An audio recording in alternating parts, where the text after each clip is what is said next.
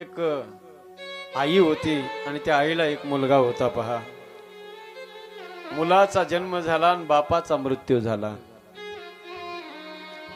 पोराचा घरी जन्म झाला आणि बापाचा मृत्यू झाला. त्या पोराची सगळी लहानाचं मोठं करण्याची जबाबदारी त्या आईवर आली बघा. आईनं लोकांच्या शेतामध्ये मोलमजुरी करावी, पैसा पैसा एक एक पैसा जमा करावा आणि त्या पोराला त्या आईनं शाळेमध्ये टाकलंय. आईनं पोराला शाळेत टाकलं महाराज. आणि पोरगा शाळेमध्ये जाऊ लागला.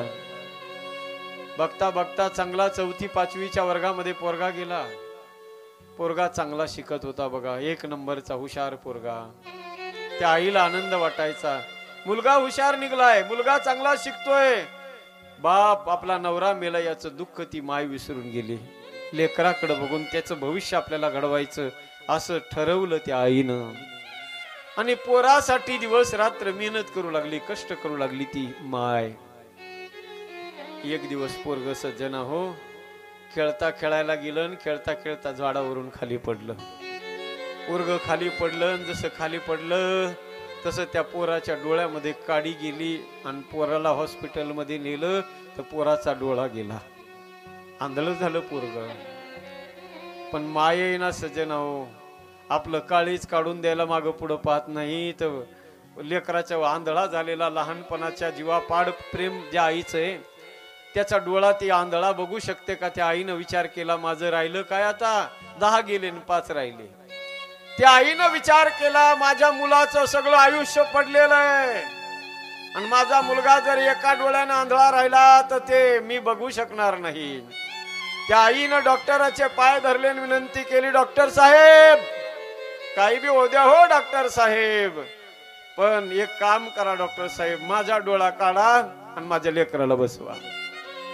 आईचं प्रेम आहे सज्जन हो. माझे ज्ञानोबाराय म्हणतात ना, किंबहुना धनुर्धरा जो मातेची आहे उदरा, जो मातेचा सोयरा के तुला पा. माये पुढोनी बालक काळे नेता एकुलते एक आणि होय का उदक तुटता मिना. किती प्रेम त्या आईचं. डॉक्टरला म्हणते, डॉक्टर साहेब काढा हो डॉक्टर साहेब, माझा डोळा काढा आणि माझ्या या छकुल्याला माझ्या लेकराला माझा डोळा बसवा. डॉक्टरांनी सज्जन हो ऑपरेशन केलं दोघांचंही आणि त्या आईचा डोळा पोराला बसवला. पोरग नादान होतं, त्याला समजत नव्हतं, लहान वय होतं. आणि पुन्हा पोरगा शाळेमध्ये जाऊ लागला. पोरगा जिद्दीनं शिकत होता. आई त्याला सांगत होती, पण आता जरा जरा पोरगा मोठा होऊ लागला. मुलगा जसा जसा मोठा होऊ लागला तस तस सज्जन हो, एक दिवस हुशार पोरगा शाळेमध्ये नंबर 1. आणि एक दिवस तो पोरगा आईला नेहमी म्हणायचा, पोरगा जर बाहेर कुठे खेळायला गेला तर त्या मुलाला बाहेरचे त्याचे मित्र, त्याचे सहकारी मित्र चिडवायचे, हे तू आमच्यात खेळू नको, आई आंधळी आहे तुझी, आंधळ्या आईचा पोरगा आहेस तू आमच्या बरोबर खेळू नको. त्या पोराला ते त्याचे मित्र हिनवायचे. आणि सज्जन हो, एक दिवस शाळेमध्ये एक दिवस त्या पोराच्या फंक्शन होतं. सगळ्या पालक मेळावा आणि सगळ्या पालकांना शाळेमध्ये बोलवलं पहा. सगळ्या पालकांना शाळेमध्ये बोलवलं. पोरगा आला घरी. पोराने सांगितलं, आई शाळेमध्ये सगळ्या पोरांच्या पालकांना बोलवलंय, पण माझी इच्छा आहे तू शाळेमध्ये येऊ नको. कारण तू जर शाळेत आलीस तर तुझा हा आंधळा डोळा पाहिला की माझे मित्र मला चिडवतात तुझी आई आंधळी आहे म्हणून, आणि तुझ्यामुळं मला बोलणं खावं लागतंय, विनाकारण बोलणं मला खावं लागतंय. आई तू शाळेतच येऊ नको.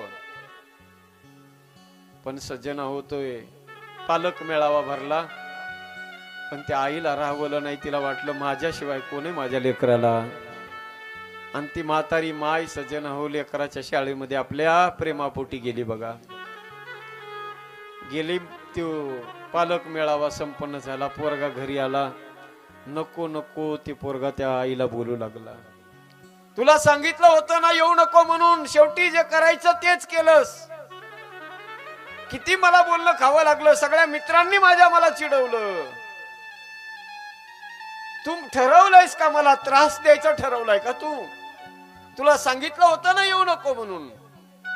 तू आंधळी आहेस, लोक मला चिडवतात, तुला कुणी काही म्हणत नाही, पण त्याचा त्रास मला होतोय. ती माय गपचूप राहायची. तसंच त्या माईनं सहन करावं सज्जन हो.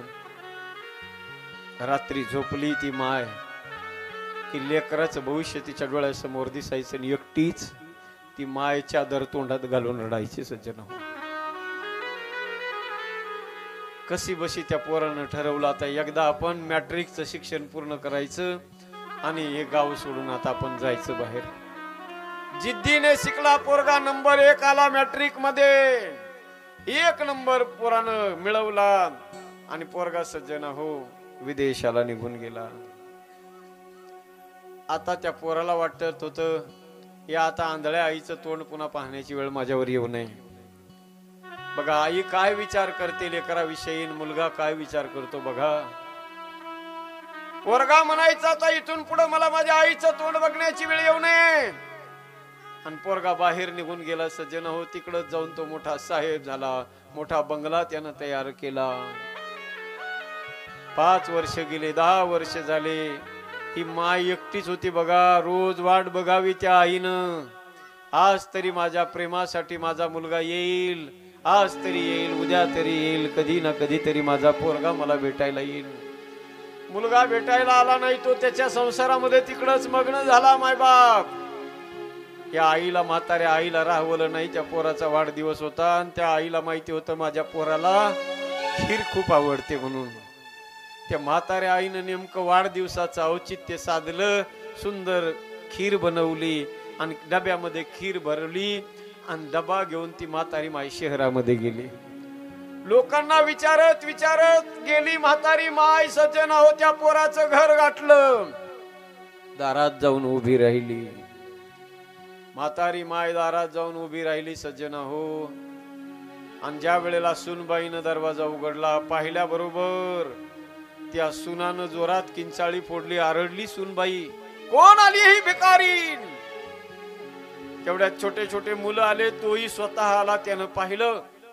आता त्यानं ठरवलं होतं मला ओळख नाही द्यायची. त्या आईला म्हणू लागला, ए म्हातारे कोण आहेस? अरे तुझ्यासारखे असे भिकारी रोज आमच्याकडे येतात, काल तुम्ही या लोकांनी आम्हाला त्रास द्यायचा ठरवलाय का? त्या पोरानं आईला ओळखच दिली नाही. राजा, अरे तुझा वाढदिवस आहे, कळालं मला आज, आणि म्हणून तुझ्या आवडीची खीर घेऊन आले. अरे राजा एवढी खीर तरी घे. त्या पोरानं खीर घेण्यासाठी सुद्धा नकार दिला आणि म्हातारीला सज्जनाहो धक्के देऊन बाहेर हाकलून दिलं. कारण बायको देखत त्याची इमेज डाऊन झाली नाही पाहिजे. बायकोनं उद्या म्हणायला नको तुझी आई अशी आहे का ही भिकारीन, आणि तू भिकारणीचा पोरगा आहेस का, असं आपल्या बायकोनं आपल्याला म्हणू नये. म्हणून त्यांना माईला ओळखच नाही दिली बघा, ओळख नाही दिली. म्हातारी माय ढसा ढसा डोळ्यातून पाणी आलं, रडत रडत ती माय निघाली सज्जनाहो. बाप मेल्यापासून लहानचा मोठा कसा केला हे सगळे दिवस त्या आईच्या डोळ्यासमोर तिला दिसत होते. नाविलाज झाला त्या आईचा, आणि डबडबल्या डोळ्यानं ती म्हातारी माय सज्जनाहो निघाली माघारी. पुन्हा गावाला आली, आणि गावाला आल्यानंतर सज्जनाहो इकडं ती म्हातारी पुन्हा माघारी आली. पुन्हा बराच काळ निघून गेला, आणि बराच काळ निघून गेल्यानंतर सज्जनाहो 10वी पर्यंत, मॅट्रिक पर्यंत ज्या शाळेमध्ये गावातल्या तो शिक्षण घेत होता पोरगा, तेव्हा 1 नंबर त्याचा आला होता. म्हणून 10-15 वर्षानं तो आता फार मोठा साहेब झालाय. म्हणून शाळेच्या वतीनं त्या पोराचा सत्कार ठेवला गावात. गावात सत्कार ठेवून सज्जनाहो त्या पोराला निमंत्रित केलं. पोरगा निघाला घराकडे. मनात विचार करत होता, आता गावात जायचंय, जाऊ का नको जाऊ? अगोदर तर त्याने कॅन्सलच केलं, कारण तिथं गेल्यावर पुन्हा त्या आंधळ्या आईची भेट होणार आहे आणि 4 चौघामध्ये 4 लोकात ती पुन्हा मला कडकडून मिठी मारील आणि माझी आहे ती इज्जत घालून टाकीन. मग जाऊ का नको जाऊ म्हणून विचार करत होता. शेवटी निर्णय केला, चला आपण एकदा जाऊच. गेलं तरी आता तिकडे जायचं नाही, त्या म्हातारीच्या घराकडे झोपडीकडे जायचं नाही. पोरानं ठरवलं बघा. गेला पोरगा, त्याचं सगळं सत्कार समारंभ संपला. पण न कळत सज्जना हो, न कळत त्या पोराचे पाय त्या झोपडीकडे वळाले. ज्या झोपडीमध्ये माय राहत होती ना म्हातारी, तिच्या झोपडीकडे पाय वळाले आणि पोरगा तिकडे गेला बघा. आणि तिथं गेल्यानंतर जाऊन पाहिलं तर झोपडीचा दरवाजा बंद आहे. झोपडीचं दार बंद केलेलं होतं.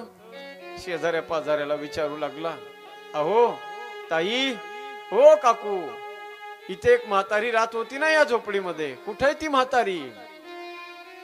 ते म्हणले, ते शेजारी पाजारी सांगू लागले, साहेब राहत होती एक म्हातारी, रोज दारात येऊन बसायची, रोज म्हणायची आज तरी माझा पोरगा येईल, उद्या तरी माझा पोरगा मला भेटायला नक्की येईल.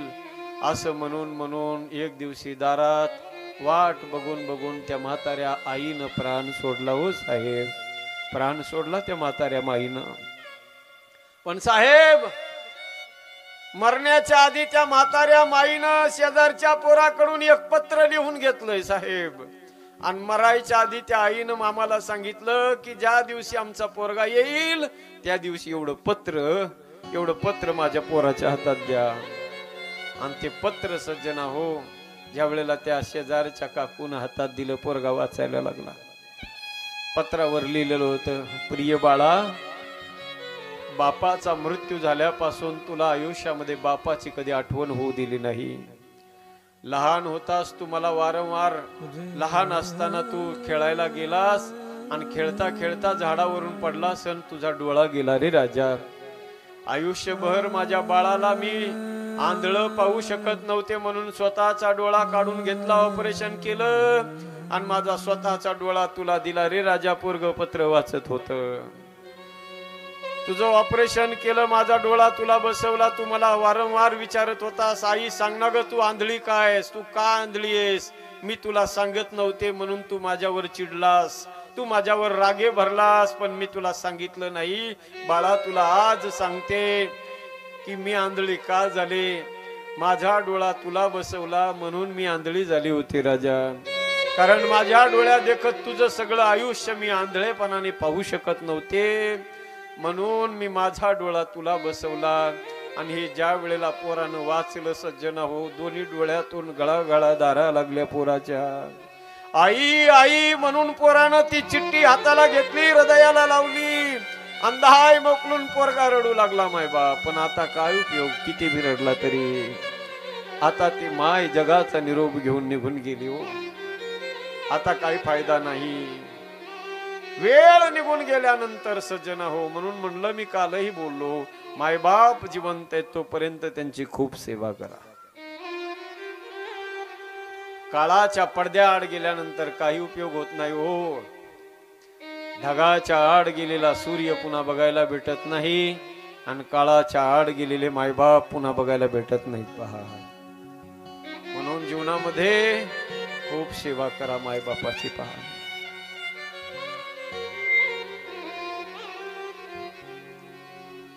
मुलासाठी काय नाहीत करीत मायबाप.